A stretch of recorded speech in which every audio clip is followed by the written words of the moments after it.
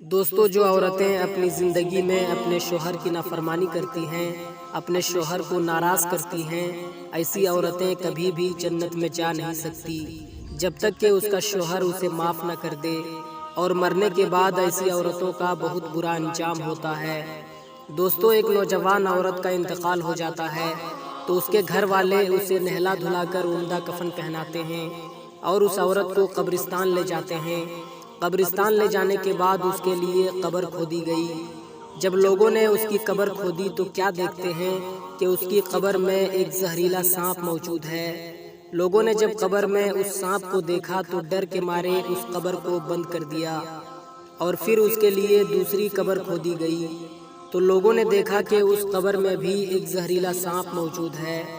آخرکار اس عورت کے لیے بہت ساری قبریں کھودی گئی، لیکن ہر قبر میں سانپوں کو موجود پایا۔ آخرکار لوگوں نے عالم دین سے مشورہ لیا کہ آخر اب کیا کیا جائے، تو انہوں نے کہا کہ اس عورت نے دنیا میں کوئی بڑا گناہ کیا ہوگا جس کی سزا اللہ تبارک و تعالیٰ اسے دے رہا ہے۔ تم جہاں بھی اس عورت کے لیے قبر کھودو گے وہاں پر سانپوں کو موجود پاؤ گے۔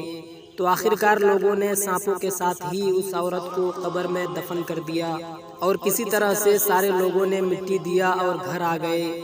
آخرکار کچھ لوگوں کو یہ باتیں ستانے لگی کہ اس عورت کے لیے جہاں بھی قبر کھودی گئی وہاں پر سانپوں کو موجود پایا گیا۔ آخر اس عورت نے دنیا میں کیا گناہ کیا تھا؟ کچھ لوگوں کے دلوں میں یہ جاننے کی خواہش پیدا ہوئی۔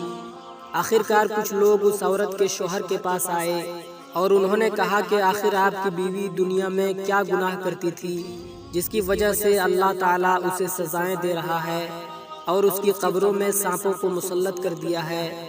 اتنا سننا تھا کہ اس کے شوہر رونے لگتے ہیں، اور روتے ہوئے انہوں نے کہا کہ مجھے یہ باتیں بتانے میں شرم آتی ہے، لیکن سنو، میری بیوی جب تک زندہ تھی میری نافرمانی کیا کرتی تھی، مجھے ناراض کیا کرتی تھی اور بے پردہ رہا کرتی تھی۔